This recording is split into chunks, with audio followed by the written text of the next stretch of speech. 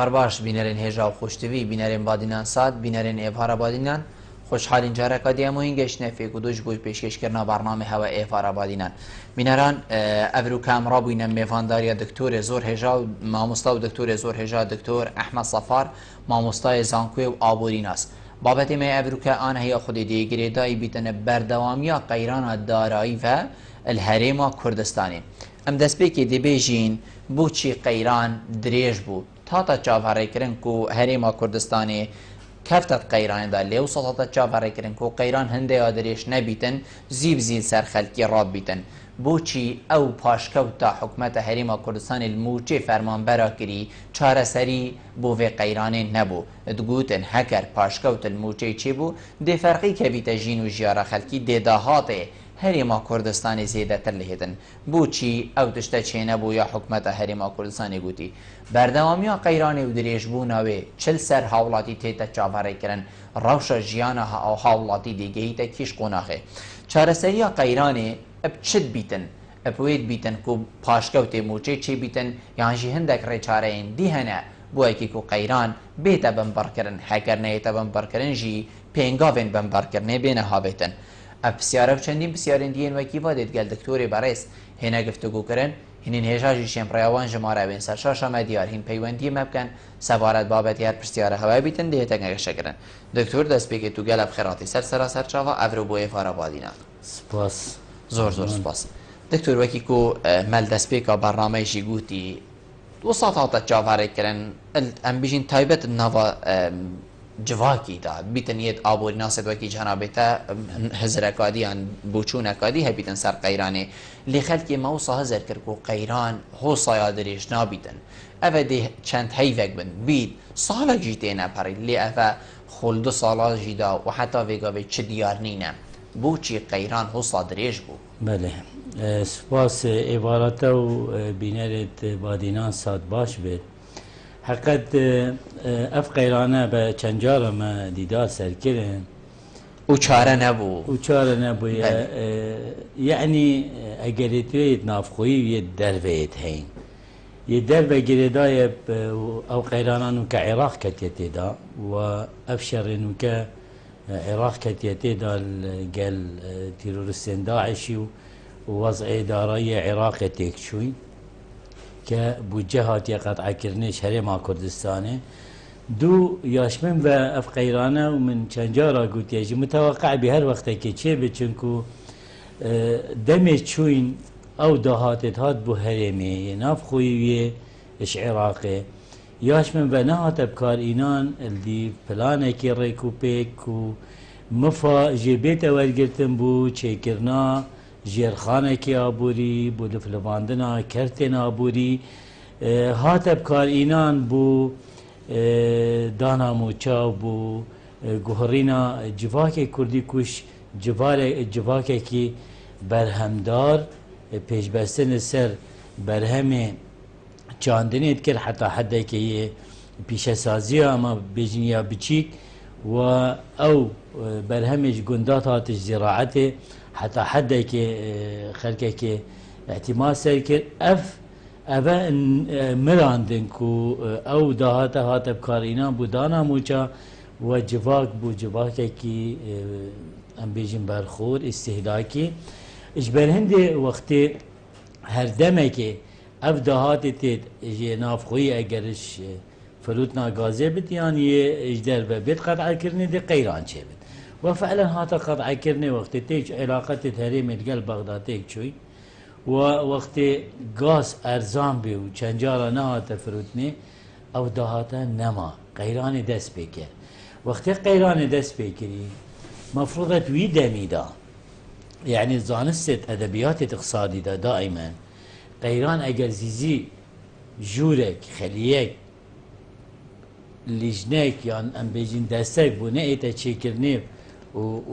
ودراسة او قيران كت اسباب توي چنا وعلاجك كيف بكر والحد كيف راوستي بلدي او قيران دبتا اجرا چندين قيران تي بدي دريج بتو ابا 2 سال يعني 3 سال احتمال اگر هو صاب من چندين سال ديجي بچت بل هندي علاج او علاجات هاتي نكرني نيت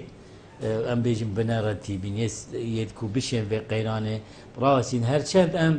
جاردد يعني زانسن دارايدا انا قيرانه كي شوان قيرانه مزنه كونه تجاره سركرني بله ممکنه به تجاره سرکرنی بله اگر یاشمه به وضع سیاسی ایک بیت چاره سرکرنی و مؤسسات تحریمی کاری خوی درز بکه ممکنه يعني بدمکی کرد علاجای بیت کرنی چونکو کردستان زنگینه بسامان و ثروت خو و اجبلی اف غازات تفروتن ممکنه دهات دی بین کارینان و علاج ببید چونکو ولات جهان همیا قاسینا بفروشن و اعتماد سر بکن یعنی اف ولات سامان اکین اگر گاز بد اگر غاز بد اگر کبریت بد اگر هر تشک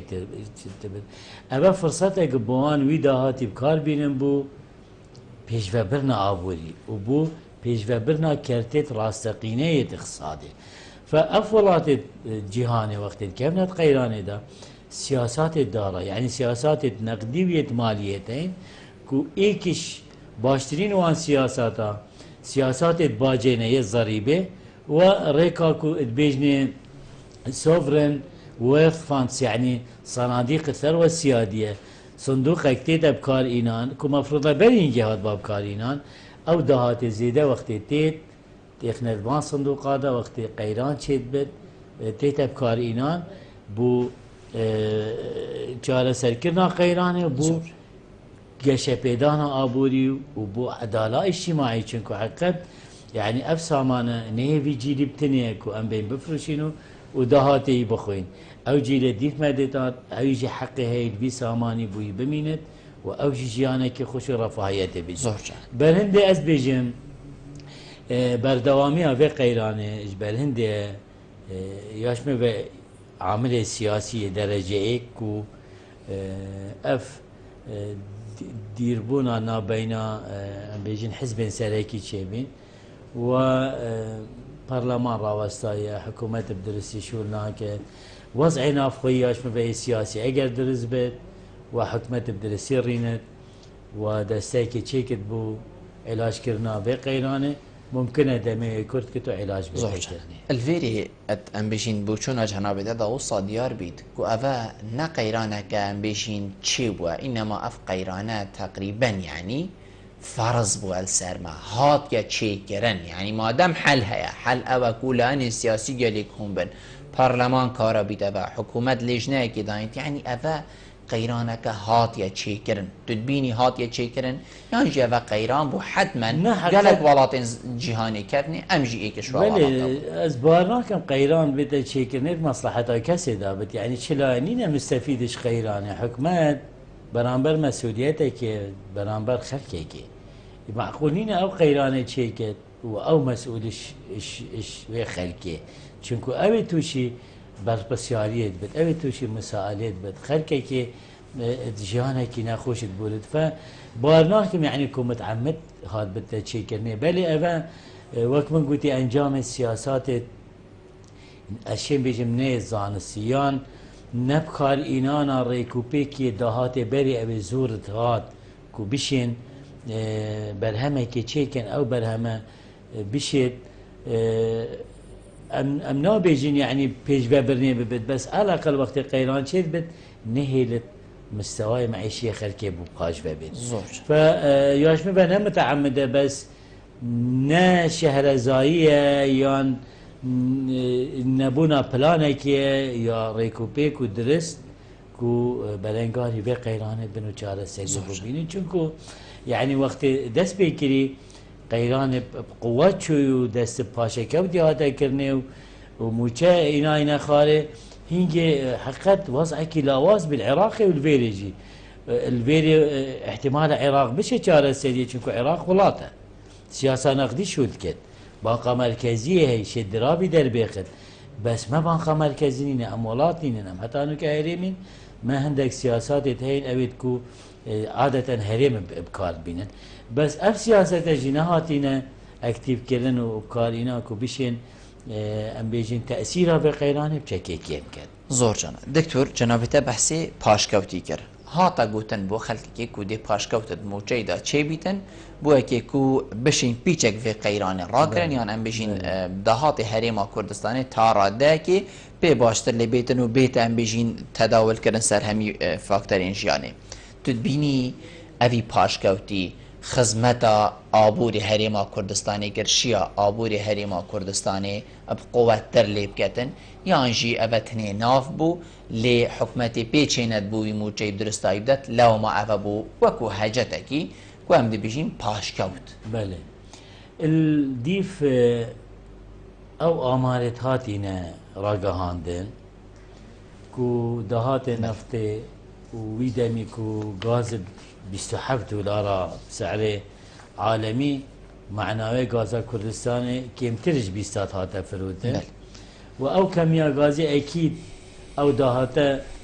بتني تيرا مليونك و 400,000 مشخوراناك علاجات دي هابين بس بدائل او اوبشنين بر حكمتي حكمات بتر دراسة وضعيت كد احتمال ان هندي تشاد بين حكمت تشد ديرترد بيند او فشارة سر حكمته احتماله هندك تشدينا ازوتون هزانين يعني چونكو هرمت مرحلة شريدة شركي جيران و جهه خوشحالية حتى نوكا يعني بيشمرقة قهرمان شاية برافانية شرمي بقل وازوتو ابخل كيوت امناهية وتناهية دا امانة على قلمي جين تمام وضع ابوري ويبو باج بچوي خلقك ضرر بكتي سيك ركوده بهزارا كومباني درجات قويت قرتي نويتشوين بكاريه زيدت بت ابا مظهر هر قيرانه كي ابوريه بلي مساله باشي كوتي ادبيجم اوش اش حلت زحمت بي ازب خوك ابور ناسي و تايبت منديا من سياسات داراينه ياش مبري دي هابين يعني بلا باشا كوت شيبا بس بنفي ريجي يعني خاصة بليد بلند او تكو التزامات وانجي قلق باري وانجي قران يعني حفتي وبنج صدي هات نخار ابا يعني اسوك ما مصاق زانكوي ابا هيفاده هي شار جارة ربع موجه ما يورقلتي يعني هيك راتب ما يورقلتي باش شار هيفا براتب بلي او مدخرات ما او تشي ما هي امي تخوين وامي اداره خود كني ما خو قنجات حتى حدا كي القر القيراني و جي خوشحالية يعني الحمد لله كلية كازي إدارات كماما صايد مهمية دوامت كان كارمندت ما دوامت كان شباي كوتا خاندل نهات يكرني قطابية ما وكي وضعك طبيعية دوام أخذ كن بريفة تشت يعني حتى حدا كي تحملت بس حتى كينجي أبا ريدي بيت بينا بكار إينان يعني ما وقتي دا بيشنيار كر حكمات بتشت سياسات الدارائي ايك شوان سياساتها سياسة باجية باج دائما وقت الشري دا وقت قيران الدارائي دا حكمت ما فيها بشتا ضريبة استثنائي وقت حربي وقيراني اف ضريبة بريجيكي معقولة السر فئات الزنجين وكومبانية زبلا حبت كو سامانكي مازن كومكنيت وقت رفاهيتي وخوشية دا ما ادبيجم بدها شركات مازنت هي ابيت كو راس مالكي قالك مازن هي اگر تو 500 ضريبه وان كومبانيات مازن تو ببري وتو قرضك اجباري سروان فرض كي كو هاري كاريك بيت بو حكمتي اشمه و دي چيتر بتشكو حكمت بيشتغل كي اجدار بيبينت بسعر فايده كي بلند بشروط الزحمه وبشتين جهر دي بيتا بارجرانيك بو حكمتي محاولات يعني داناوي ابا يعني حتى جانب نتوي وطنيات اتخاذت جوان شركه اگر حكمه جينا بيشتوان او مبادره بين الدام موضوع ده چونكو بردوامي قيراني وزاره بردوام جهين توان وقت اف قيرانه نمين سيك بلبلبتو ابور گشب دي دهاتي واجب تربت ودي حركوان شي تربت فياش ما ابا ايك شريكانه ومجموعه سياسات ديتين حكمات الشيت دستيكي تايبت من شيكت و دمهات از بيجم اف سياسات بين بكارينان بو كيم كرنا في قيرانه و ياش ما دريج بي دمهات بيتر اوستاندن يعني چاره سرياي بيت كرني كو تاثيراي بتكي كمتر زورجان دكتور ام ديفا هر دو پيونديا ورگرين بله كاك محمد ايفار باش باشی بەڕێزم سەرچاوت من زۆر سوپاس بە خێراتی میوانەکەت دەکەین زۆر زۆر سوپاس کاکە کاک بلبل بله. یعنی ئینسان حکومڕانی بە ئینسانی شارەزا و پرۆفیشنال دەکرێت وەچی مامۆستا ئێستا مامۆستادانێ لە جێوان دەتوانێت بیکە بەس حکومڕانی بە ئینسانای ناکرێت کە شارەزای نەبێ لە دارایی شارەزای نەبێ لە هیچ بەس شارەزان هەبێت لە شەڕ یانی ئێستا بزانە حکومەت دەوێت 20 ساڵ پێشتر بەرنامەدانێت 10 ساڵ پێشتر بەرنامەدانێت ئەوە هیچ بەرنامێشیان دانەناوە یعنی ئێستا بزانە حکومەتی عێراق بەرنامەی هەیە هەتا ئێستا مشکلەی نییە ڕاستی نەوەستاوە بەس حکوومەتی کوردستان ئەوە هەریەم ینی بەس خۆیان دەوڵەمەند کردووە ینی دەبزانە بۆ خۆیان خەیرانەکە بۆ بەس فەقیر و فەقاراتە بۆ خۆیان نییە بۆ خۆیان بێلای بەرێز لەسەر گردی گەورە 100 دۆلم 200 دۆلمیان داگیر کردە بەزۆ فەقیرەکەیە ئێستا یەکی وەکی مامۆستادانەی لە جێوە بە قورعان حکومڕانی هەموو کوردستانی پێ دەکرێت زۆر زۆر سپاس بۆ جەنابێت ئەمە منێت ئەمە ڕێژین ئێوار باش ڕۆژین ئێوار باش ئێوار باش چاوانی باڕێت سەرچاوت من زۆر سوپاس خێرات بنام میوانیتم زۆر زۆر سوپاس کەرەم کە ڕۆژین خان کەرەم زۆربێ مەمنون راستی سەبارەت قەیرانی دارایی ئەس بێژم چه تاخوچی نەگرتنە ئەس بێژم یعنی هەمی تاخوچینێت هەڕێما کوردستانی چه زەنگین بە تفاکر بێت هەمی گرتین بەس ئەم نزانن حتا کەنگی دێ ئەس قەیرانە بەردەوام بنجی ئەس بسیاری سەیدا کن هەگەر شێ بسیاری سەیدا کە ئەو ژ نزانت بێ حتا کەنگی بەردەوام بن ئەس قەیرانە و ئەم نزانین چی بەرپرسیارە هەرێکێ بێژت حکومەتە و نزانم چی دەبێت ئەم خۆت هێکن دەست بێکێ پۆش ئەم گازنداش خواستم پۆش ئەم گازنداش حکومەتێ بکەن چه گازندە ئازوتل خۆ بکەین ڕۆژین خان ئەم چه گازندەل خۆ بکەین نمونە ئەبەزم ئەبە جەنابێتە ئەم چه گازندەل خۆ بکەین مامە چه کریە حتا قەیران چێ بووە ما چکریت ما هەمی خۆلای تیبیا حکومەتێ بە ئانی موچێت ناو نزانم چی و هەرێکێ دێ نیگە دەنگی ڕۆژینی نەما هەوا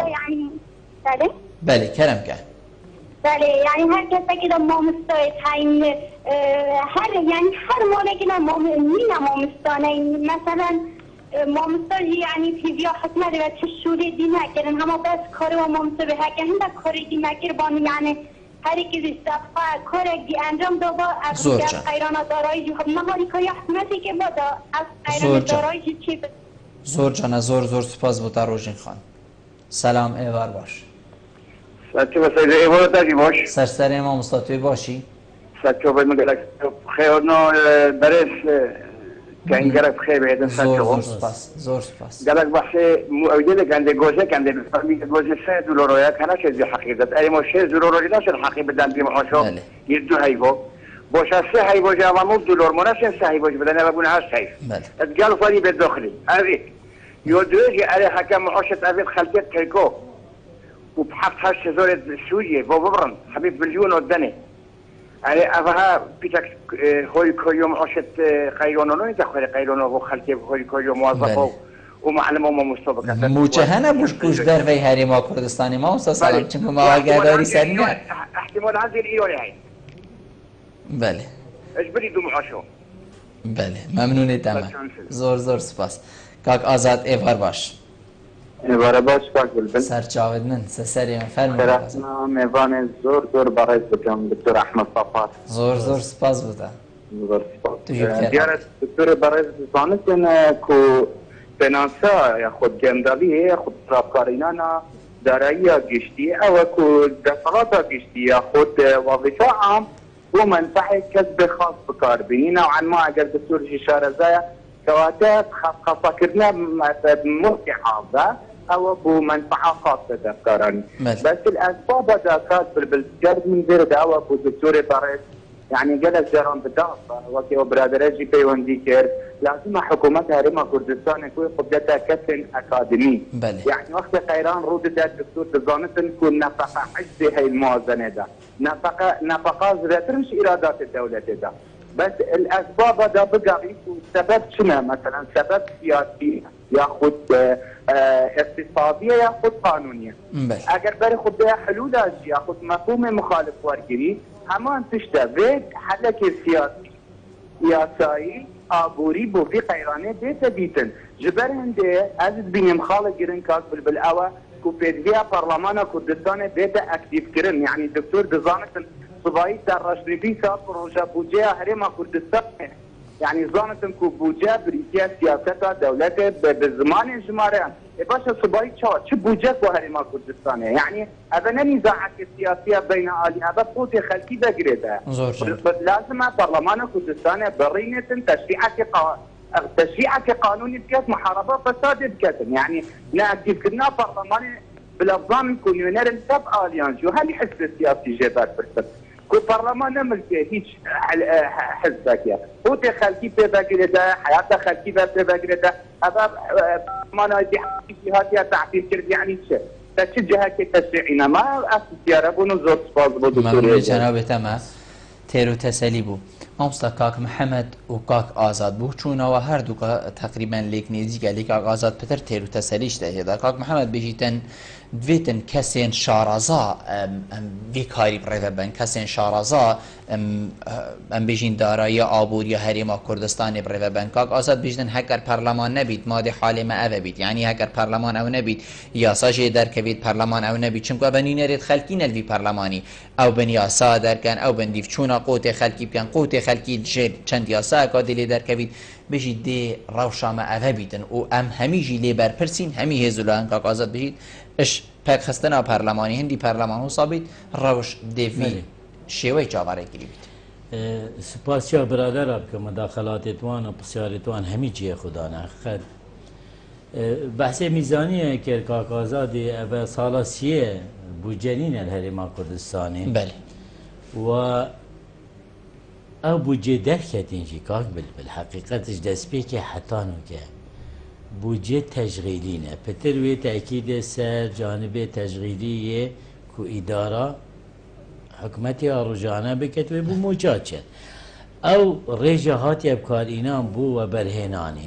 وی هاتی ابکار اینان بو و برهنانه که یعنی اس نشم که پیناسایی بدم یا که جرخانه آبوریجی بو جانب اسکانه هاتی کرنه و امارات يعني وبرهنانك نهاتا كرنيت كرتي چاندنه دا مثلا زراعاني خلقك ليشول كت شينا برهمك امش دربه بينين برهم خو هم كار بينين ضريبه نهاتا بكارينان وكي حمايتا جوديار ما بكت هفتشش دربه چكي ضريبه هات باسر دا خلق ضريبه ناف خوي بله او ايك او چند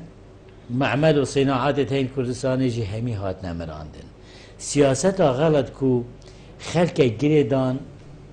وی دهاتی اوش غازی ویش بغداد گناه خلقی چیه بیره یعنی مهمی خوهیلا یا موچیفه وقتی مصیر جواکی که بیت بسر بوریا غازی به بوریا غازی چو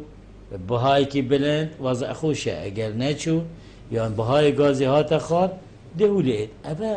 یاشمه و سیاست یک مخاطره بیت علاج بیت کرنه فكاكازي دي بحث بودجه كل بودجه سياسة حكومته بو ريكخستن تنظيم كرنا جيانا جواكي بودامي صالكي بيت و ابو جتيتا دانن دي بلانكي آبوري دارائي جواكي سياسي روشنبيري همي لاينا بدگرد تربية تعليم صحة همي ابا كرتن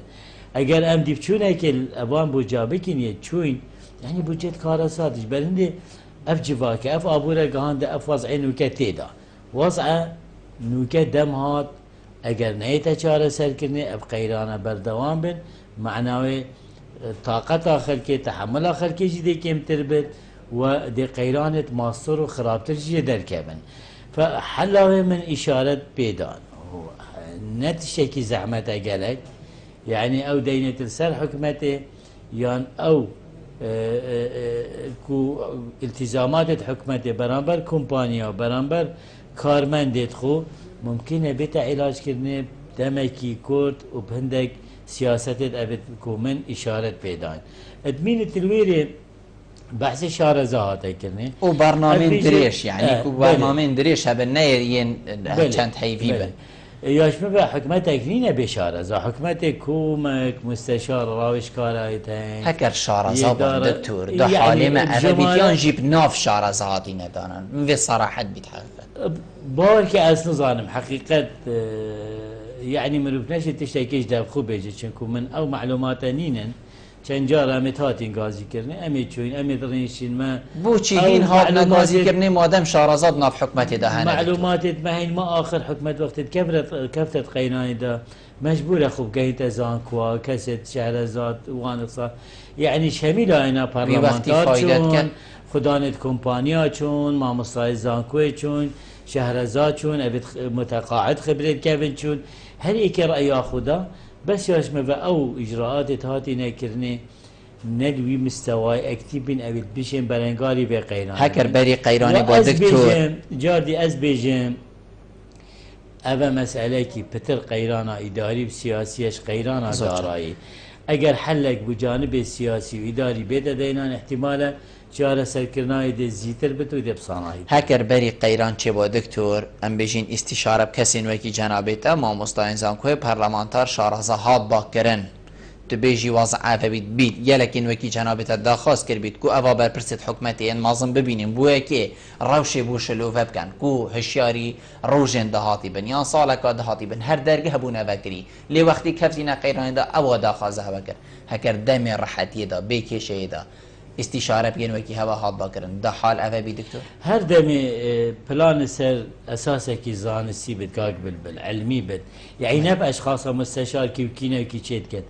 دارشتنا بلانية كار إنانا سامانة في ولاتية چوا تدي أو دهات البردسي تدي بكار إني بو كتب ده چب دست خوبه بيني بترين پیداويستد يدگشي يد في ولاتي مسألة أفلانة ياشمه بيت ريكو بيك نهاد بين دار اشتنيش بل هنده جايشته في وضعين وكتيدا و جاردي از بيجم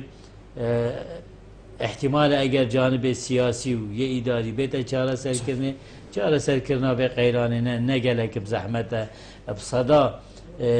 اكاديمية هين مستشارة هين يعني اگر درفتها بد از الملقى الحكوماتي شو الكل حتى تقريبا 2004 ويدمي بدهاتكي جلكي احتمال دهاتي ما بسش ابراهيم خليل بي ودور بيشكي ابوري يا دوليجي ويا رجيما بعسيجي سير كردستاني بي احتمال اف تبذيران ويدمي شوي هادي تشيكرني واف عدد كارماندا تمام كم تربي بس او دهاتي كم حكمة الشيء إدارة خويا درس بكت و نهلا شهي بأفراد با بان موجد خلقه تأخير بين برامت 12 حتى 13 هيبه راتب همي هاتنا كوم كرني وش بازي دست بيت كر موجد خلقه دان و هنجي چبو مج بغدان هات مغاز نبي بفروشين سر دهاتي گمركا بي اف دهاتي ناف خوي نوكا اف دهاتي اف رقمي في صديان وفي بتربي تمام کارمند زیاده تر بین ام بیجین دستگاه حکومت زیاده تر بین بس ممکنه میزانی یک بیت دینان پلانه کی دارایی یارای کوپیک باور که ابداهات ترابی هرمی هیا چونکو من جارادی جی گوته جنابته اردن ولاته کی مستقره و درسته بودجاوی 11 مليار دلار بتنی اد بیجم احتمال بودجا هرمی ممکنه گلک زیاده تر بتش اردنه وأردن چه دهاتي وصانين بس يسر بيجي دهاتي ويسر اكي يسر احتمال ضريبه وسر تحويلات او سر مساعدات الخارج المنحى الدولي. زور جان دكتور ديفا هردو بيوندي شوية بين كاك تحسيني فارباش سيدة شوان باشن سر جاود من زور سپاس سيدة بخيراتا دكتوري كان ممنون تمام سيدة بس بيجم تدي شوالات شوا مروفالات بيش كبت ايكي ويكي سيدة ربع موشي ورقرة وهندك مثلا بقى إصابة الشرطين شرطة الفيري مليون كي ورقرة سيدة في 6 شرطة ورقرة يعني شوا بقى سيدة ألمانيا تشيبي شونا دف أنجلا ميركل قلت مدفت محامية راتبه ما وكي ما مصطالي بيقول شوا راتبه توكي ما مصطالي كم تيزر دسي ما مصطالي رابوي سيدة بيجم هما سبب في قيرانيجي أو همي شفافيت نينا شفافيت نينا كسلا تنقاسي تفروتن يعني وارد المجالك وكي سيدا ما تيتا مقارنة أردن شي يعني أردن والله تكي كهرباء ناس تيتا ما كهربنينا إيش تعبت شان صالة ما حياتا ما هني قيرانة بالأريكي بناوكي سيداي بيت سر حكمي يعني بيت شارزا بلا أفري ببن ما كنزان نشولي بلا رتفار المالي زور زور سپاس بو جنابیت کاک ریبر ایوار باش کاک ریبر فرمو بله ریبر نماد گلمه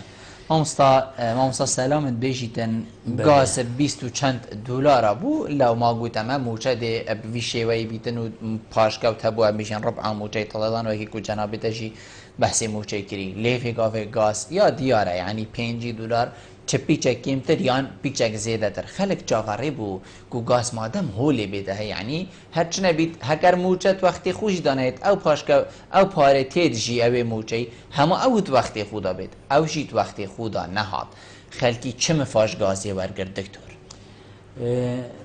حقیقت يعني از رأي أخو بيجميكو رأي كسايتي أفاشة كوتا دادواريه كي درست دانينا يعني كو أقوبا موظفه بكو ملتزمه بدوامه وبردواميه تایبت تخا ماموستا چنکو تفید تنوید دی چی کسک دید رو انتخاری به توانه بویشلو نکریه وبردواميه دت ويتحمل ظروفي كت موچوي هاتي كيم كرني و احتمال جمارك زور يدكو ام بيجنا بنديوار يعني ابيت هاتينا دامزاندن دموچه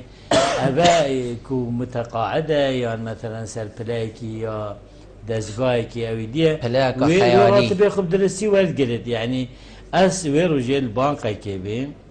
از چون بو مسئله که موظفت بانقی گودنا من يعني وی دوامت که در رجا ام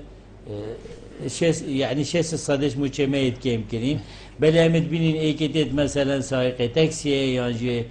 دكانه كهي ويتت راتب تقاعده كذلك مع العلم رجا كي او شولنا كليه ياش ما يا بتر او بينوكا علاجا في مسألة موچت نه یا سایه بیت ولگرتن بجنه بندیوار یا نوان هاد با علاج کرنه و مراجعه جدید وی پاشا کوتی ده هاد با کرنه یعنی وی دمی وقت ابجد ولا هاتی چه کرنه ما گود گاز 27 بینو که چو دورت 5 زیاده تر یا کمتر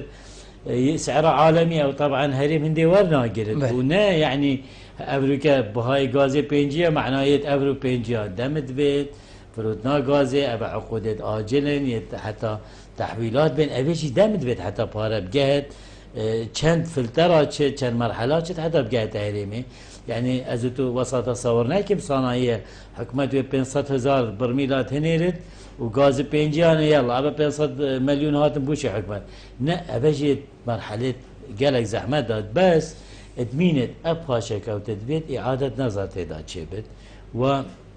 جدولای بيت اعاده كرني چنكو في اتا ما مستايا خاصه وتحملك زيادت كان يعني ضررك زور بانكتي ياش به بشك سبكتر ببت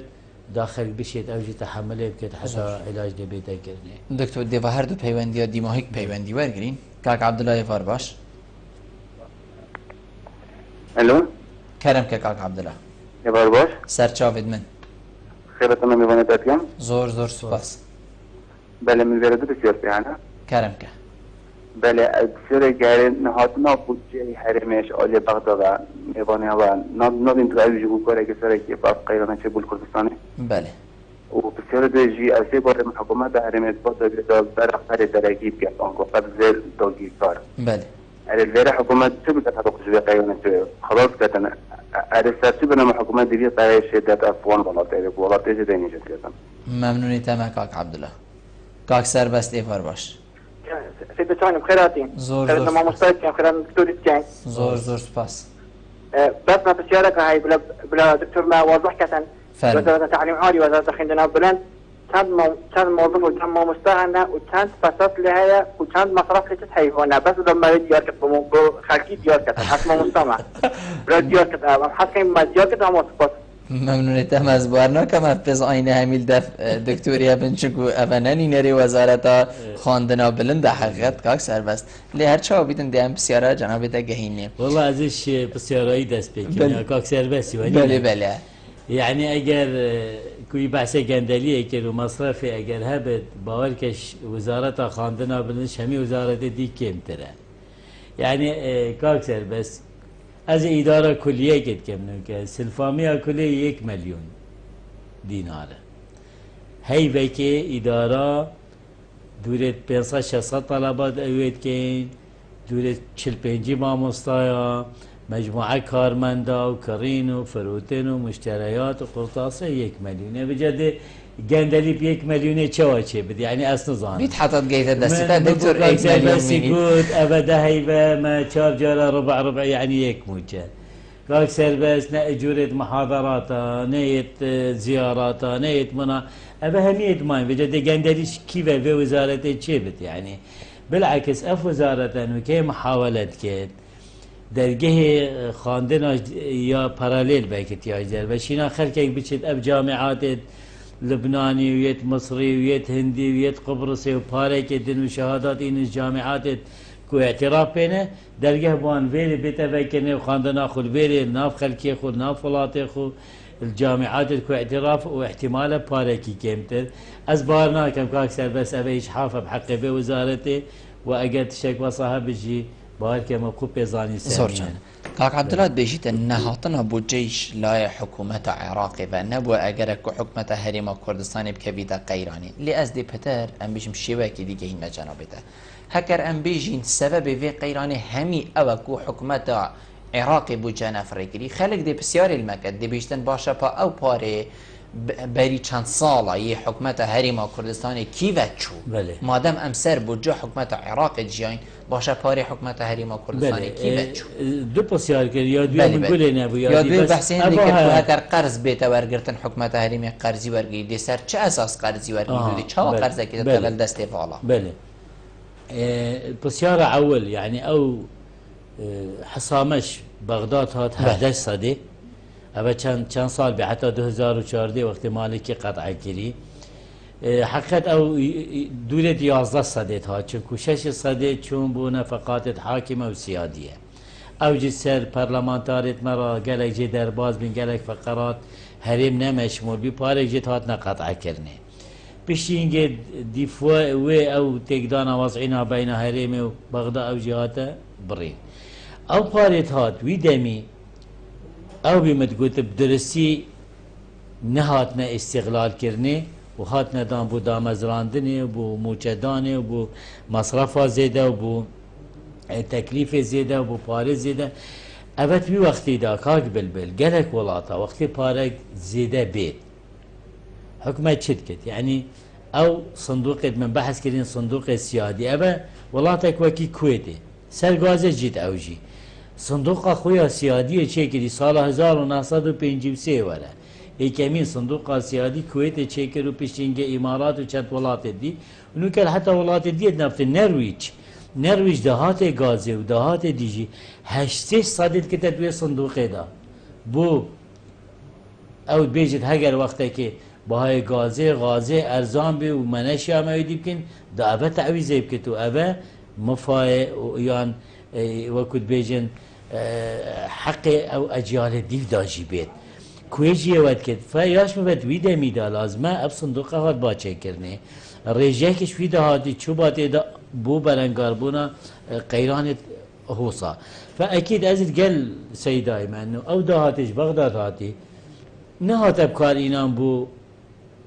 ريكت درسكو بجيت هزر بيت اكرني بو روجاك وكي ابرو قيران كو كردستان كتيت به قيرانه دا بالنسبه للسياره ويا دوي يا قيري طبيعي از بخوجي بالسياره من او بي هريم دي شواشيت قيري والجدد او بنوكو او دزقايد دارایی درابية جهاني او قيري بدنا هريمه دائما شروط خود هاوج نسر وسعر فائده وان جالك بتره يعني ام بيجين خدمتها وي قريدة بتر بتش احتمال جالجاش اصلي قري فاجبر هندي قرية درسي بيت ادان لازم تريها عراقي بتشكو عراقي بانقة مركزية وسياسة نقديشي دس عراقي دال ديب دستوري عراقي كو هريما كردستان حتى نوكا هريما كي فدرانا قال عراقي بل الفيري اس بيجم دوري برلمانتارت ما يتبرز أبد كل بغداد أبي فترة همية يعني أوان شكل يبو علاج كرنا أف حصة هرمي أباش بغداد هاتيا قطع كرنا وجود آن الويري حتى نوكا مفاتشية يعني أجر أوان نشاية جزء باري بينن بو ميزانية أوان نشاية بس أو دي بيجن بس شو لما أو أم تثبيت كين في بودجي مثلا هبداش صادق أم تثبيت كين ودنك بو بيتا برز يعني وأجر تثبيت بي ونهاد بوشية تثبيت كرناوي أم الويري محتاجين حصة ما بدرسي بيتا قاعدين تمام يعني خلالك هي خلال يعني نبونا باورية نبين حكومتها هرمي وحكومتها مركزي سر مسألة جماركاية سر مسألة كيمياء غازي أواد فروتن بكار إينانا دهاتنا بخوية بهمي مشاكل أو يعني وفد تشوينة بغداد دانو صاندين كرين لازم جهش بانا حل كي أف مسألة نهاية كربان بس أم بين ناشي بد أم إدي تفكير يمكن كبو ما حصلتها كش بغداد بيت أم لازم نوكا همي تركيز أخبكين سر دهات ما يهرما كردستاني اگر حقیقت ام راز بیم مدبت ام ولاتا که چیکین مدبت ام هزر کین کن ام دولتا کردی چیکین بيت ام اعادة نظر بهمي سياسات خوية دارای آبوری بکین کو اف دهات بومتت ام بدي پلانك ريكو بيك بكار بينين ام بشين جيرخانك آبوری چیکین کرتت آبوریت حقیقی بلبلبینین اف خلکی همي بنا كارمند ومتشخور ومستهلك ورينشين ام بريوان بدينا كرت تايبت ام بكرت تفعيل كين ام باري حكمتي بشكيم كين اف عدد زورية متشخورات بين تحويل كرني كرت الزراعة جلا مهمة او يعني زراعتها كردستان انه كرتش عندنا بيت اكتيف كرني كاك بلبل بلانك ريكوبيك ببيت داران دشيت امناهيه خوراكي كردستان وعراقي ودبتا سلكي غذائي دي محتاج جرب نابت وابا جزء كش امناء قوميه كردستان وايكش يعني ام بيجي مرجن سلكي اگر ام بيشن دولتك تشيكينو او دولته بميند جشب السلبت خراوست وبشت ململانه بكتو بردواميه بالتخوف بدنا اوصل كي يعني تجي في تجي خارج ام هزا خبكين وقت ام اعلان دولتا خبكين دولتك تير بت خدانشيانك ابوري بت بشت اداره خبكت نتوشي قيرانا ببت ن دولتك نساغ بت وزيزي لا جافل جيران شنكو امد ناف يعني بارچه مخابن جغرافيه كي جلك زحمت شارخيمه او خلكن اويت نبن ام جيانك خوشي وشادي ببيت اويت نبن ام جهويا خويانا توي تشيكين اويت حقيقته وروجانت بجن نبن كو ام ببينا دولت ام دي چواشين خب كينا دولت بيت ام جه خويا درز بگرين ام بشين محتاجيوان نبينو ام بشين سنورت خو بقوات بيه زور جناب دكتور جنابتا وكو آبوري ناسك ودبيت انت سربورين ولاتين جهان جديد بن بله اگر قيران دريج بو وحال افا بيتن يكو تيدا چه جاواري تيتكرن ناوا خلقي ناوا جواكي ناوا هاولاتيان دا ري بدتن وضعت جهيتا كيري بله يعني ام جهشتينا كيش كيش وضع ببوره بله ام اقتصاد دا دائما بحث توازنات كين ام بيجين سياسة حكمتي دائما سياسة آبوري ودارائي ودرابي لازم توازنات شكي توازن بينات شي عرض وطلبي او پیداوی سید خلکی و داخازیت خلکی و او برهمی کو بشید ولاتی تا چیکن هر وقت خلل بکفتی عرض کم بد طلب زیده بد دی تضخم چی بد وقتی برواج بد عرض ها بد طلب کم بدش نبونا پاره و قوه شرایی و موچا دی رکو چی بد او قیران دی چی بد ابا هر دو بیجنی عربیت بیجنی توأمه سو جمکت خرابی انا هر دو كارثاتن بو هر اقتصاده كي امت قيران دا قيران معناه كيشك آبورية دارائية جواكية سياسية نفسية روشنبيلية هميلاينا وأف كيشة اگر چارسر نبت رجانه هر فقره كشوي كيشة دي چندين كيشة دي شكل بله دي نسبة جريمة زيادة بد دي نساخي زيادة بد دي مرن زيادة بد دي همي او ام بيجين نسبة حالات خراب ونباش دي زيادة تربن بل هندي دائما قيران وقت چه بو چه بيجين لازم غرفة عمليات چه بد دستك چه بد او دسته هر ايك الديف تخصصي خو دراسة وضعي بكتو اقتراحات سياسات بكت او سياستا دي رجانا حفتيانا اينا قورين حتى او قيرانا بچه كم بد يعني ناچه بد چه حال كو حكومات يعني جهات كو برپرس رينين متفرج بس بري خبدنها في حالتي ادبيت كار زيزي سربيتا كرني وحلول ببينت چكو بردوامي اوه مسألة مطرسية زيادة تذكر وأف إشادة روج بروجة خدينا كري دي برفرة تربت وأم وكد بيجن هيفياما أوا أف حالتا نابت نايتا برشاف أم بشين زيزي كنترولا يمكن ومنقود هذا جينات تشتكي زحمته نتعكي نش قيرانت مظنة بري إرادات بيت جديات بيت وأوي سيداي من أبي أزجال بحسبي موضوع يمكن شكو موضوع رجانة علاجا جندلية بيتا كرني كو أف جندلية دارایی یا آبوری زیزی بیتا علاج کرنه نه تا علاج کرنه بشه و روزه که بله بیتا سنور کرنه یعنی حدودك بو بیتا دان و اف اسرافات شد بيت علاج بو بیتا زور دكتور دائما برف ديماهي كيف تشوفها كجنابته بيفك ديماهي كيف بتشي كرم بله والله از بيجم يعني هرما كردستان انه كيف وضعك آبوری يخراب دا و بيدبي سر حكومتها هرمي وخلكك يعني ابي خشكي بحث كر قلت بيت ام جهاري حكومتي بلي اجد بيجم ام هميد بيت هاري كار بين القل حكومتي حكمجي بلانت ريكوبيك الزانستي جدي بكار بينت بو چاره سركرنا به قيرانه چونكو بردوامي به قيرانه ده ضرر جهنته حكومتي وخلكك يجي وإن شاء الله أميدة وارينكو زيزي بيتا علاج كرني وأم ببينينكو إن شاء الله أفولاتا أفهريما بخوشي وشادية دا جاردي بزبرد